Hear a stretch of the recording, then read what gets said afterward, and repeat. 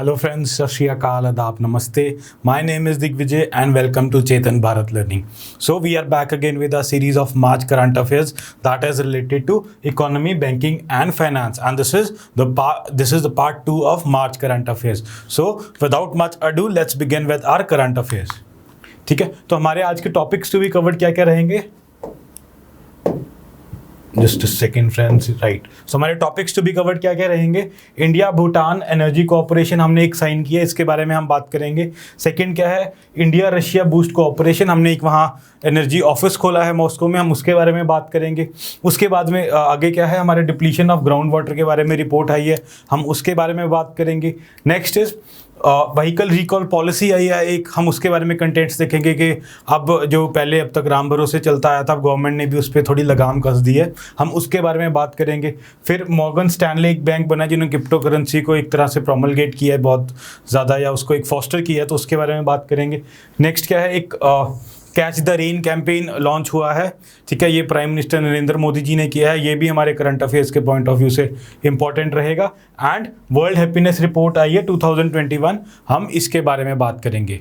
ठीक है फ्रेंड्स, तो हमारी फर्स्ट न्यूज़ है इंडिया भूटान एनर्जी कोऑपरेशन के रिलेटेड. ठीक है, so REC PFC sign with KHEL of Bhutan to finance 600 megawatt hydro project. ठीक है, तो हाइड्रो पावर प्रोजेक्ट एक भूटान में इंडिया के साथ अलायंस होने जा रहा है. ठीक है, the state run power finance corporation, ठीक है, and rural electrification corporation limited will loan amount of rupees 4058 crore for the strategic 600 megawatt hydro power project being constructed at Trashi Yangtse in Bhutan. तो हमारे पास यह न्यूज़ आ गई कि इसमें कौन कौन पार्ट ले रहा है? PFC ले रहा है, REC ले रहा है, और किसके साथ बना रहे, कहाँ पे बना रहे हैं? ये बना रहे हैं त्राशी यंगस्टे इन भूटान. तो भूटान में जगह है त्राशी यंगस्टे, वहाँ पे ये जगह बन रही है.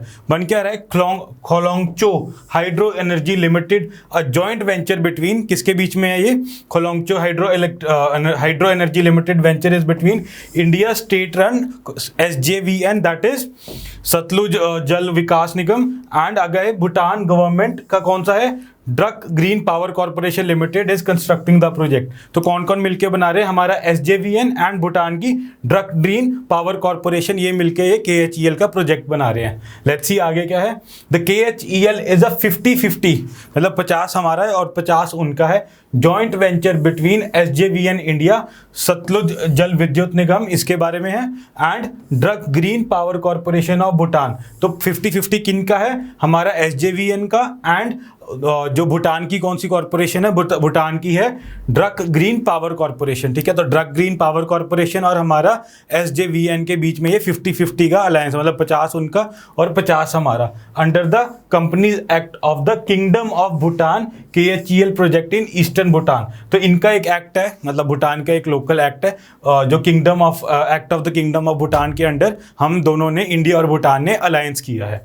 ठीक है, executed under the inter-government agreement between government of India and the government of Bhutan for the development of 4 JV hydroelectric projects including KHEL. तो हमारा एक इनके साथ एग्रीमेंट हुआ था इंटर गवर्नमेंट कि हम वहाँ पे डेवलपमेंट करेंगे, एंड उसी के अंडर हमने ये वाला प्रोजेक्ट किया है.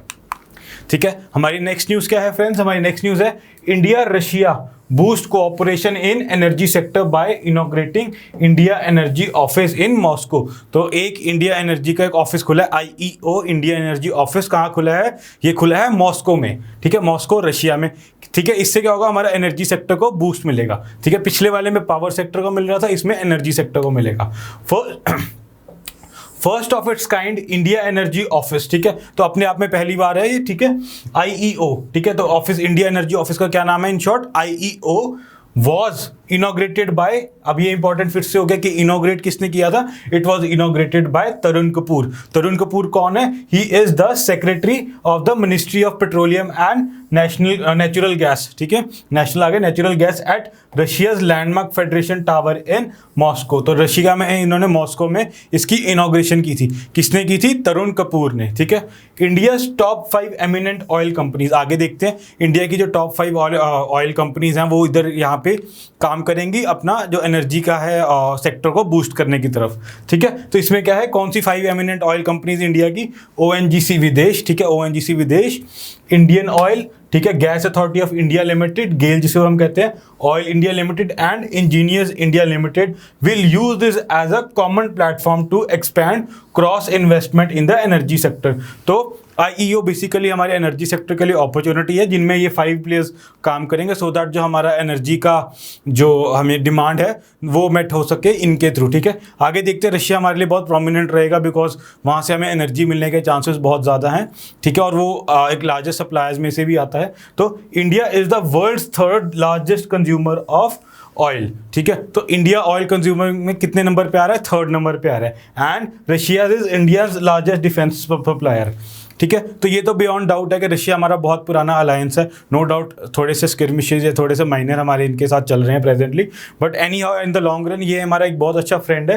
एंड हमारे जो डिफेंस इक्विपमेंट्स हैं वो भी प्राइमरीली हम रशिया से ही परचेज करते हैं, क्योंकि हमने पिछले जो इक्विपमेंट्स परचेज किया उनका जो पार्ट्स हैं और बाकी चीज़ें हम रशिया से ही परचेज करते हैं, इस करके नंबर 1 में रशिया ही आता है, ठीक है। जो हमारा IEO होगा, ठीक है, जो हमारा ऑफिस मॉस्को में है, it will promote mutual investment, ठीक है। तो म्यूचुअल इन्वेस्टमेंट प्रमोट होगी, हम वहाँ करेंगे, वो लोग हमारे यहाँ इन्वेस्टमेंट करेंगे, that is how it is gonna run, ठीक है। आगे क्या है, Russia is one of the world's largest energy producers. Obviously मैंने आपको बताया ही था कि Russia is energy one of the world's largest energy producers. And because हमारी वेस्ट पे जो है डिमांड, जो हमारी रिलायंस है या वेस्ट पे हमारी डिपेंडेंसी बहुत ज़्यादा है, तो इन केस अगर कभी फ्यूचर में हमें प्रॉब्लम आती है वेस्ट से, या वो हमारे पे कुछ सैंक्शंस लगाते हैं या हम नहीं लेना चाहते, या जो व्हाटसोएवर द सर्कमस्टांसेस आर, ठीक है, we have a trusted partner जिसको हम इन द इमरजेंसी या in as an alternative source of energy भी यूज़ कर सकते हैं। And our partner is Russia. तो रशिया हमारा एक अल्टरनेटिव एनर्जी सोर्स भी काम कर सकता है इन केस हमें वेस्ट से हमारे जो टाइज हैं वो थोड़े ख़राब हो जाएं तो, ठीक है। नेक्स्ट न्यूज़ क्या है हमारे पास फ्रेंड्स, हमारे पास नेक्स्ट न्यूज़ है डिप्लीशन ऑफ ग्राउंड वाटर के रिगार्डिंग। ये अभी एक रिपोर्ट आई थी, उसके बारे में बात करते हैं। The ground water level in various parts of the country are declining, ठीक है। ये तो हम सबको पता है कि ग्राउंड वाटर पहले जो लेवल थे उससे ज़्यादा आज के टाइम में ओवर एक्सप्लॉइट हो रहे हैं, जिस कारण इसका लेवल डिक्लाइन कर रहा है, ठीक है। Are declining because of continuous withdrawal due to reason such as increase demand of fresh water for various usages, vagaries of rainfall, increase in population and industrialization and urbanization, ठीक है। There are many reasons है ना, जैसे कि एक तो demand बढ़ रही है, पॉपुलेशन बढ़ रही है, ऊपर से इंडस्ट्री की डिमांड है, अर्बनाइजेशन हो रही है। सेकेंड है रेनफॉल, पहले जो एक तरह से सोर्स था कि जिससे वो रिप्लेनिश हो जाता था, वापस अपने लेवल पे आ जाता था, वो भी अनसर्टन है, कभी होती है कभी नहीं होती है ड्यू टू क्लाइमेट चेंज। तो हमारा एक्चुअल क्या है, इसका इन क्रक्स क्या है, हमारा ग्राउंड वाटर डिक्रीज कर रहा है। The assessment of dynamic ground water resources 2017 was carried out by the Central Groundwater Board in collaboration with states and UTs। तो ये जो रिपोर्ट है ये आई किसने करा है, ये करा है हमारा the central ground water board, ठीक है, CGWB इसको हम इन शॉर्ट कहते हैं, सेंट्रल ग्राउंड वाटर बोर्ड। इन्होंने स्टेट्स और यूटीज के साथ मिलकर ये सर्वे किया है, ठीक है। Out of the total 6881 assessment units, तो कितने यूनिट्स इन्होंने असेस किए हैं, 6881 यूनिट्स इन लोगों ने असेस किए हैं, CGWB ने, ठीक है। इसमें ब्लॉक, तालुका, मंडल एंड फिरकाज वगैरह बाकी जो इनके सब पार्ट्स हैं वो इन्होंने सब किए in the country. And 1186 units in 17 state UTs were over exploited. जो इनको मिला है कि 1186 units out of 6881 were over exploited. एक तो होता है एक्सप्लॉइट करना कि हाँ भी उसको ज़्यादा हम यूज़ कर रहे हैं, ओवर एक्सप्लॉइट मतलब बियॉन्ड उसकी कैपेसिटी से हम उसको ज़्यादा यूज़ कर रहे हैं, ठीक है। Annual ground water extraction is more than annual extractable ground water resource, मतलब जितना हम एक्सट्रैक्ट कर सकते हैं उससे हम ज़्यादा एक्सट्रैक्ट कर रहे हैं, ठीक है। श्री GC पति is the chairman of CGWB। तो इनके चेयरमैन कौन है जिन्होंने ये CGWB के जिन्होंने ये ग्राउंड वाटर रिपोर्ट लेके आए हैं, his name is mister GC पति। तो आपको नाम भी इंपॉर्टेंट हो जाता है, अगर कई बार डायरेक्ट क्वेश्चन आपसे पूछ ले कि चेयरमैन ऑफ CGWB, ठीक है, उसका आंसर है GC पति। तो आंसर आपने नाम याद करना है, GC पति आपका जो है चेयरमैन है ये CGWB के। नेक्स्ट क्या है, central ground water board It is a subordinate of Office of the Ministry of Water Resources, Government of India, and is the national apex agency entrusted with the responsibility of providing scientific inputs for management, exploration, monitoring, assessment, augmentation and regulation of groundwater. तो basically ground water के लिए कौन responsible है? CGWB. और ये किसके under आता है? ये अंडर आता है मिनिस्ट्री ऑफ वाटर रिसोर्सेज के, जो कि गवर्नमेंट ऑफ इंडिया के है, any doubt, without any doubt, ठीक है। तो मिनिस्ट्री ऑफ वाटर रिसोर्सेज के डायरेक्टली अंडर आता है सेंट्रल ग्राउंड वाटर बोर्ड, ठीक है। तो ग्राउंड वाटर से ही हमें याद रह जाएगा कि ये ग्राउंड वाटर की तरफ काम करता है, एंड रिलेटेड जो इनके साइंटिफिक एस्पेक्ट्स हैं उसके रिगार्डिंग ये चीज़ काम करती है। अंडर किसके आता है? मिनिस्ट्री ऑफ वाटर रिसोर्सेज के अंडर आता है, ठीक है। आगे क्या है? Ground water levels in various parts of the country are declining because of continuous of withdrawal due to reason such as increase demand of fresh water for usages, and बाकी जो चीज़ें हम पिछली स्लाइड में कवर कर चुके हैं। The assessment of ground water resource was done by the Central Groundwater Board in collaboration with states and UT, ये भी हम पिछली स्लाइड में कवर कर चुके हैं। आगे देखते हैं, central ground water board was established in, CGWB के बारे में बात करते हैं अगर इनकेस हमें इनके कोई क्वेश्चन आ जाता है। Let's see, the central ground water board was established in 1970, तो ये 1970 में एस्टैब्लिश हुआ था under ministry of water resources, ठीक है, by remaining the exploratory tube wells organisation, ठीक है। तो इन्होंने क्या किया था, जो हमारी एक्सप्लोरेटरी ट्यूबवेल्स ऑर्गेनाइजेशन थी, इसको रीनेम करके क्या बना दिया था? CGWB। तो CGWB भी किसकी जगह आया है? Exploratory tube wells organisation. तो एक्सप्लोरेटरी ट्यूबवेल्स ऑर्गेनाइजेशन को रिप्लेस करके आई है CGWB under the ministry of agriculture, government of India. तो मिनिस्ट्री ऑफ एग्रीकल्चर पहले था, अब इन्होंने मिनिस्ट्री ऑफ वाटर रिसोर्सेज के अंडर कर दिया। It was merged with the ground water wing of the geological survey of India during 1972। तो ground water wing GSI के, जियोलॉजिकल सर्वे ऑफ इंडिया के अंडर इन्होंने इसको मर्ज कर दिया था। नेक्स्ट क्या है? इसका विजन क्या है? Sustainable development and management of ground water resources of the country. Obviously अगर ये ग्राउंड वाटर के लिए काम कर रहा है तो ऑब्वियसली इसका एम कहाँ होगा? सस्टेनेबल डेवलपमेंट होगी, कि भी हाँ हम अपना भी थोड़ा सा यूज़ कर लिए और फ्यूचर के लिए भी थोड़ा सा कंजर्व हो जाए, सो दैट कमिंग जनरेशन उसको यूज़ कर पाएँ। तो ऑब्वियसली अगर ग्राउंड वाटर की रिस्पॉन्सिबिलिटी दी है तो सस्टेनेबल मैनेजमेंट तो इसका पार्ट रहेगा ही रहेगा, ठीक है। Moving on to our next news, government notifies vehicle recall policy effective from April 1। तो ये पॉलिसी जो है आज से April 1 से इफेक्टिव हो चुकी है, मतलब प्रेजेंटली इट इज इफेक्टिव, ठीक है। The road transport and highways ministry has notified on March 12 the vehicle recall policy for manufacturers which will come into effect on April 1। तो it is already into effect, and कब आई थी? March 12 पे। है क्या? Vehicle recall policy, ठीक है। इसके under हम देखते हैं क्या क्या कवर होता है। According to the policy, depending on the number and types of vehicles, two-wheeler, three-wheeler या four-wheeler, among others that have to be recalled, the government can impose a fine up to 10 lakh, 20 lakh and 50 lakh और 1 करोड़, ठीक है। तो in short इसको कहते हैं, कई बार जैसे हमारी गाड़ियाँ जो आती हैं अभी परचेज सम व्हीकल, तो उसमें क्या होता है कि वॉलेंटरीली जो भी कंपनियाँ उसको रिकॉल कर देती है कि हाँ जी हमारी प्रोडक्ट में ये वाला फॉल्ट था, आप अपनी गाड़ी लाइए, हम उसको ठीक कर देते हैं, ठीक है। अब इन्होंने क्या कर दिया कि अगर कोई फॉल्ट आ रहा है, पहले वॉलेंटरी था, अब क्या करें, अब गवर्नमेंट इंटरफेयर करेगी और गवर्नमेंट रेगुलेट करेगी, और अगर कोई फॉल्ट ये कंपनी नहीं रेक्टिफाई करती तो उनके ऊपर 10 लाख, 20 लाख, 50 लाख या 1 करोड़ का फाइन भी लगा सकती है, ठीक है। नेक्स्ट देखते हैं, India at present follows a voluntary vehicle recall policy and this is likely to be a part of shift towards mandatory vehicle recall policy, ठीक है। जैसे कि मैंने आपको अभी बताया कि वॉलेंट्री थी, उनकी अपनी मर्जी थी कि हाँ हम बुला सकते हैं या हम नहीं बुलाते, मतलब उनके ऊपर है कि यार ऐसे ही चलने दें या हम इनको बुला लें। अब क्या है, अब गवर्नमेंट ने मैंडेट कर दिया कि अगर आपको पता है कि आपके पार्ट में कोई दिक्कत है तो you have to recall all the vehicles and rectify that problem, ठीक है। तो अब उनके विल पे नहीं रहा है, अब ये गवर्नमेंट ने अपने हैंड में ले लिया कि अगर कोई प्रॉब्लम है तो आपको कंज्यूमर को ठीक करके वो चीज़ देनी पड़ेगी, ठीक है। According to the norms the vehicle manufacturer और importer will have to get each type of vehicle tested, ठीक है। तो गवर्नमेंट ने कहा है पहले तो ऐसी नौबत आए ना, अगर आती है तो पहले आपको सारी चीज़ें टेस्ट करानी पड़ेंगी, अगर तो मतलब this is a prevention act, prevention mechanism government ने किया है कि आपको अब हर व्हीकल चेक करना पड़ेगा, टेस्ट करना पड़ेगा, सो दैट रिकॉल की नौबत ही ना आए। नौबत आएगी तो government will interfere.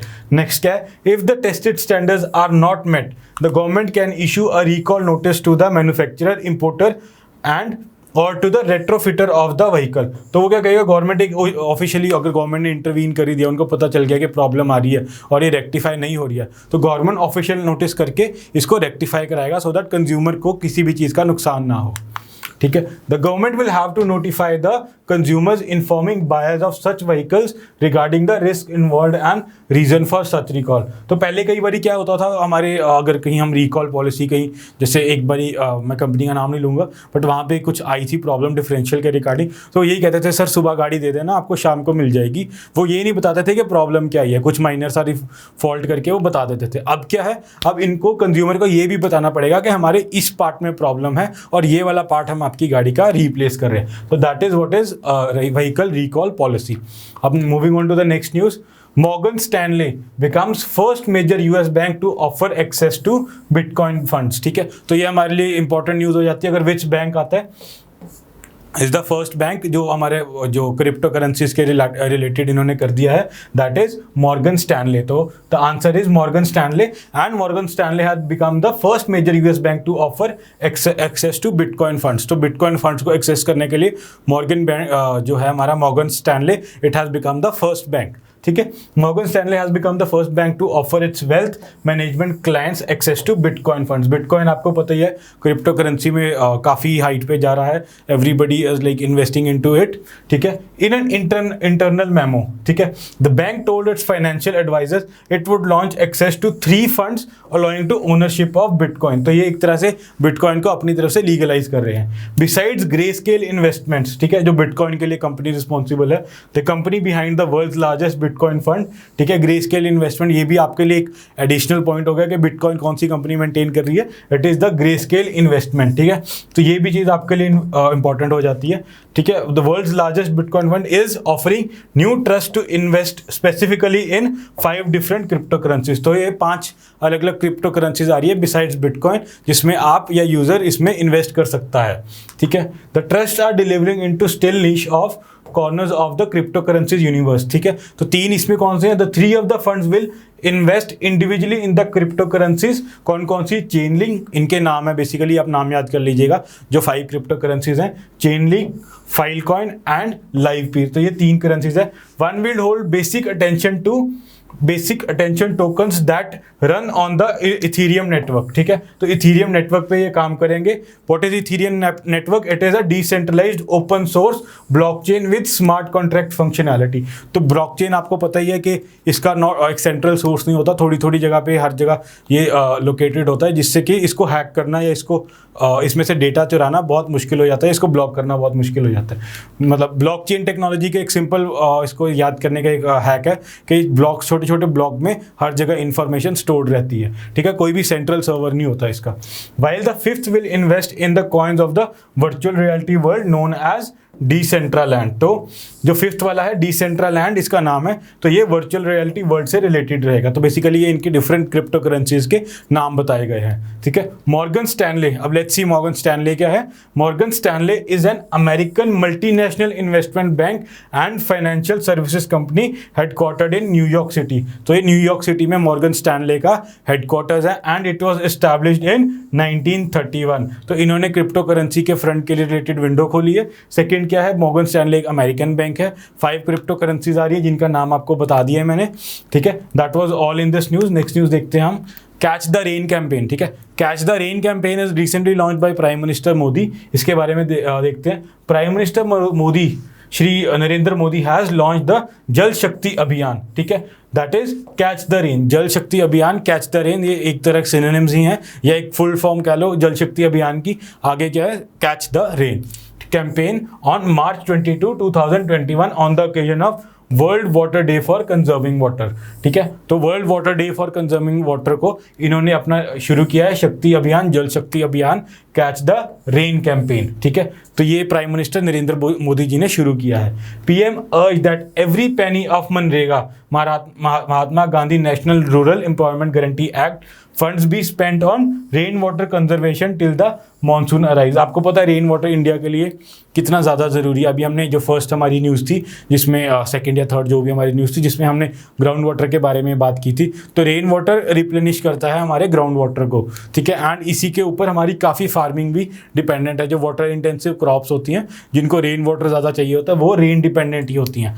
Obviously for the poor farmers, rich के पास तो मल्टीपल सोर्स हैं टू सप्लाई वाटर, बट जो पुअर फार्मर्स हैं जिनके पास लिमिटेड लैंड है, उनके लिए एक मेजर रिलायंस फॉर वाटर कौन सा रहता है, मॉनसून। तो इन्होंने क्या कहा है कि जो मनरेगा के जितने भी फंड्स होंगे that will be spent on rain water conservation till the monsoon arrive, so that पानी की किल्लत ना हो, पानी की कोई स्कैरसिटी ना हो, ठीक है। The catch the rain campaign will be implemented across the country in both rural and urban areas from March 22 to November 30, 2021, ठीक है। तो मार्च 22 से लेके नवंबर 30 तक का जो रेन कैंपेन है ये हमारा चलेगा, ठीक है। तो इन्होंने टाइम पीरियड भी बता दिया बिकॉज इसी टाइम पे मानसून का रहता है ज़्यादातर, ठीक है। मार्च 22 टू नवंबर 30 रेन कैंपेन की ड्यूरेशन होगी, ठीक है। The pre monsoon and monsoon period in the country, obviously हमें सबको पता ही है कि प्री मानसून और मानसून पीरियड है, और कई बार नवंबर में वेस्टर्न डिस्टर्बेंस भी आ जाती है, तो शायद उसको भी इनकलकेट करने के लिए इन्होंने ये कैंपेन लॉन्च किया है, ठीक है। The main of the campaign is to take water conservation at the grass root level through people's participation, ठीक है। तो जैसे इन्होंने बेसिकली क्या किया है, जो अपना रेन कैंपेन है इसमें पीपल पार्टिसिपेशन मांगी है, जिसमें and urge the stakeholders to create rain water investing structures suitable to climate condition and subsoil strata to ensure proper storage of rain water.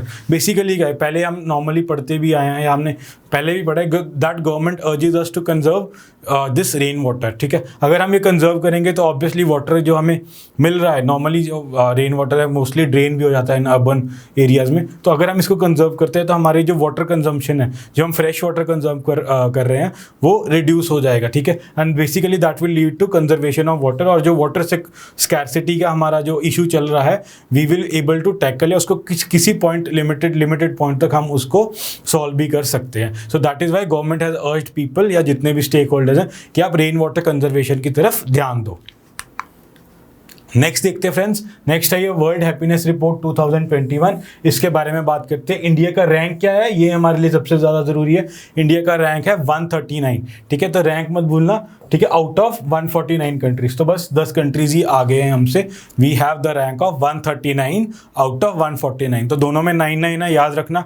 और टोटल कंट्रीज 149 है, उनमें से 10 कम कर दिया 139, वो हमारा रैंक हो गया। 139 is a rank. The sustainable development solutions network for the United Nations, ठीक है, release the world happiness report 2021। तो रिलीज किसने की है, sustainable development solutions network. Sustainable development solutions network ने ये रिपोर्ट रिलीज की है, ये यूएन की ब्रांच है, ठीक है, यूएन का एक सब पार्ट है, ठीक है। A day before the international happiness day, that is 20th मार्च। तो इंटरनेशनल हैप्पीनेस डे कौन से दिन को होता है, इट इज ऑन 20th मार्च, तो उन्होंने उससे एक दिन पहले ये वाली रिपोर्ट रिलीज की है, ठीक है। This year it focuses on the effects of covid and how people all over the world have failed. तो जिन कोविड-19 आपको पता है कि आजकल हर रिपोर्ट में ही कोविड-19 डाला जा रहा है, वैसे ही इसी रिपोर्ट में भी कोविड-19 के इफेक्ट्स को बताया गया है, ठीक है। नेक्स्ट क्या है, इंटरनेशनल हैप्पीनेस डे, ठीक है, इसके बारे में हम थोड़ा सा देखते हैं क्या है international happiness day. It is celebrated every year on 20th मार्च। अभी हमने बताया कि उससे एक दिन पहले ही रिपोर्ट आई है 20th मार्च से, तो 20th March is international happiness day, ठीक है, to highlight the importance of happiness in the diurnal lives of the people. तो जो हैप्पीनेस है, बंदा कितना खुश रहता है, ठीक है, उसकी जो इंपॉर्टेंस है वो इसमें बताई गई है कि ठीक है आप नॉर्मल स्टैंडर्ड्स भी लिव कर रहे हो, आप नॉर्मल अर्निंग भी कर रहे हो, but happiness is also an important aspect of a human life, ठीक है। The united nation started to celebrate the international day of happiness in 2013। तो 2013 से हमने इंटरनेशनल हैप्पीनेस डे को सेलिब्रेट करना शुरू किया है, but a resolution for the same was passed in July 2012। तो जुलाई 2012 में हमने कह दिया था कि अगले हम जो भी कमिंग ईयर है, जैसे 2013 से हम इंटरनेशनल हैप्पीनेस डे सेलिब्रेट करेंगे। This resolution was first initiated by Bhutan which emphasised on the importance of national happiness over national income since the early 19th। तो इन्होंने नेशनल इनकम को इतनी इंपॉर्टेंस नहीं दिया, भूटान ने। शुरू किसने किया था, भूटान ने। इन्होंने कहा कि नेशनल इनकम को इतनी इंपॉर्टेंस नहीं जितनी हमारी नेशन की हैप्पीनेस को इंपॉर्टेंस देते हैं, and with related to that इन्होंने ये चीज़ निकाली है हैप्पीनेस रिपोर्ट, ठीक है। Thereby adopting the gross national happiness over gross national product, GNP की जगह अब ये GNH निकालते हैं, ग्रॉस नेशनल हैप्पीनेस। ये हमारी कंट्री कितनी खुश है, ठीक है। ग्रॉस नेशनल हैप्पीनेस के बारे में देखते हैं, what is gross national happiness. The phrase gross national happiness was first coined by the 4th king of Bhutan king Jigme Singye Wangchuck, ठीक है। तो ये 3 इडियट्स रिलेटेड कुछ नाम है, ठीक है। तो आपने याद रखना it was the 4th king of Bhutan जिन्होंने ये टर्म निकाली थी, and it is his name is king Jigme Singye Wangchuck, and इन्होंने कब निकाली थी ये 1972 में। And Bhutan now more emphasises on product on happiness rather than emphasising on product, GNP की जगह जीएनएच पे ज़्यादा ये एम्फेसाइज करता है। The concept implies that sustainable development should take holistic approach towards Nations progress and give equal importance to non economic aspects of the wellbeing. तो इन्होंने क्या कहा है कि इकोनॉमिक एस्पेक्ट्स को तो इंपॉर्टेंस दो, बट आप जो दूसरे नॉन इकोनॉमिक एस्पेक्ट्स हैं जो कि एक कॉम्प्रिहेंसिव ह्यूमन डेवलपमेंट करते हैं, फॉर एग्जांपल इन्होंने हैप्पीनेस लिया, आप उन पे भी जोर दो, सो दैट एक क्यूमुलेटिव एक मतलब कॉम्प्रिहेंसिव एक ह्यूमन डेवलपमेंट हो, कि ये नहीं कि सिर्फ पैसा कितना ज़्यादा है, वो इंसान खुश कितना है, वो भी एक अकाउंटेबिलिटी में चीज़ आए। The GNP is the total value of all finished goods and services produced by a country citizen in a given financial year irrespective of their location। तो GNP के बारे में भी थोड़ी सी इंफॉर्मेशन इसमें दे दी गई है। नेक्स्ट क्या है हमारे लिए इंपॉर्टेंट, क्या है थीम ऑफ 2021। तो कई बार डायरेक्ट क्वेश्चन थीम के बारे में ही पूछ लेते हैं, तो ये बच्चों आपने बिल्कुल नहीं भूलना है। थीम क्या है हमारा 2021 का, it is happiness for all and for ever. Happiness for all comma forever, this is the theme for 2021। The World Happiness Report ranks 149 countries by now happy their citizens perceive themselves to be। तो वहाँ के जितने भी 149 countries हैं, वहाँ के citizens अपने आप को कितना खुश मानते हैं, उसके आधार पर ये रिपोर्ट बनाई जाती है, ठीक है। टोटल कंट्रीज कितनी है 149, इंडिया का रैंक क्या था 139, ठीक है। ये तो आपको याद हो गया होगा। एंड नेक्स्ट क्या है, भूटान ने शुरू की, ठीक है। इसमें क्या है, थीम क्या है इसका, थीम है happiness for all for ever, ठीक है। तो ये इसका थीम है। तो ये 4 चीज़ें तो आपने भूलनी नहीं है, ठीक है। The rankings are based on polling, ठीक है, विच लुक्स एट 6 वेरिएबल्स, ठीक है। जो गैलप वर्ल्ड पोल है इसमें 6 वेरिएबल्स हैं, इसके अकॉर्डिंग ये रैंकिंग डिसाइड करते हैं। लेट्स सी क्या क्या रैंकिंग है। Gross domestic product per capita purchasing power parity, की कितना इंसान परचेज कर सकता है, उसके हिसाब से परचेजिंग पावर पैरिटी के 1 रुपये में या $1 में कितना सामान आ रहा है, उसके हिसाब से ये ग्रॉस डोमेस्टिक प्रोडक्ट को काउंट करता है। सेकंड क्या है, सोशल सपोर्ट को काउंट करता है, कितनी सोशल सपोर्ट रहती है एक सोसाइटी में, उसके बारे में काउंट करता है। Healthy life expectancy at birth, कि नॉर्मल कितना जब एक बच्चा पैदा होता है उसकी कितनी एक लाइफ एक्सपेक्ट करते हैं, उसको अकाउंट करता है। Freedom to make life choices, ठीक है। ये तो शायद इंडिया में अगर देखा जाए अब तो खैर ठीक है, लेकिन थोड़ा सा अगर हम we go 10 to 15 years back तो शायद इंडिया में इसमें बिल्कुल 0 नंबर ही आना था या नेगेटिव में आना था कि आपको कितनी फ्रीडम है, आप अपनी चॉइस बना सको। तो ये इस चीज़ को भी अकाउंटेबिलिटी में लेता है। जेनरोसिटी को लेता है अकाउंटेबिलिटी में, कितना जेनरस है। एंड परसेप्शन ऑफ करप्शन, एक मतलब देखा जाए तो इन शॉर्ट इसको कहते हैं कि हम एक वहाँ का जो सिटीज़न है वो करप्शन को कितना परसीव कर, कितनी करप्शन है उस कंट्री में, उसको भी अकाउंटेबिलिटी में लेते हैं to calculate your happiness report, ठीक है। Respondents are asked to rate their own current lives on a scale of 0 to 10। तो आपको खुद ही दिया जाता है कि मतलब एक सैम्पल सर्वे करते हैं या लोगों को उठा के उनसे पूछते हैं 0 to 10 के बीच में इन पॉइंट्स में आप अपनी कंट्री को रैंक करो, and that is how the ranking is done. इसमें टॉप परफॉर्मर्स क्या रहे हैं ये भी आपके लिए इंपॉर्टेंट है, ठीक है। ये तो प्रोसीजर हो गया जो हमने अभी डिस्कस किया, ठीक है। शायद आपको प्रोसीजर रिलेटेड बहुत लिमिटेड क्वेश्चन ही पूछे जाएं, बट जो फैक्चुअल क्वेश्चन है वो आपके लिए इंपॉर्टेंट हो जाते हैं।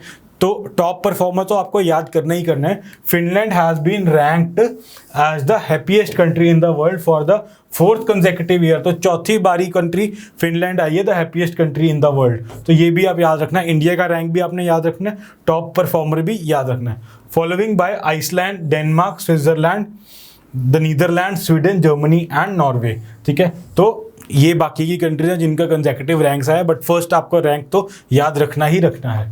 आगे क्या, वर्स्ट परफॉर्मर अफगानिस्तान का रैंक है 149 आउट ऑफ 149, ठीक है। Is the most unhappy country, ठीक है। रीजन बिंग वहाँ टेररिज्म और डेवलपमेंट वहाँ काफ़ी लिमिटेड रही है। Followed by Zimbabwe 148, Rwanda 147, Botswana 146 and Lesotho 145। तो अफ्रीकन कंट्रीज हैं ये, तो इनका भी रैंक काफ़ी कम आया है। बट इंडिया ने भी कोई तीर नहीं मार लिया, इनका भी 139 रैंक ही आया है। India has been rank 139 out of 149 countries. In 2020, India was ranked 144 out of 156 countries. तो कंपटीशन या हमारा स्कोर बेटर नहीं हुआ है, नंबर ऑफ पार्टिसिपेंट्स कम हो गए, जिस कारण हमारा जो रैंक है ऑलमोस्ट हम कह लें कंसिस्टेंट ही आया। कि कंट्रीज कम होगी तो रैंक भी हमारा थोड़ा नीचे आ गया। दैट इज़ ऑल, है ना। So friends, that was all for the day. Thank you for being with us and आप हमारे साथ बने रहिए। Try to make it more interactive. जितना आप कमेंट करेंगे जितना आप हमारे साथ इंटरेक्ट करेंगे, हमारे लिए उतना बेनिफिशियल है, हमारा कॉन्फिडेंस उतना बूस्ट होता है। Thank you for being with us. Thank you.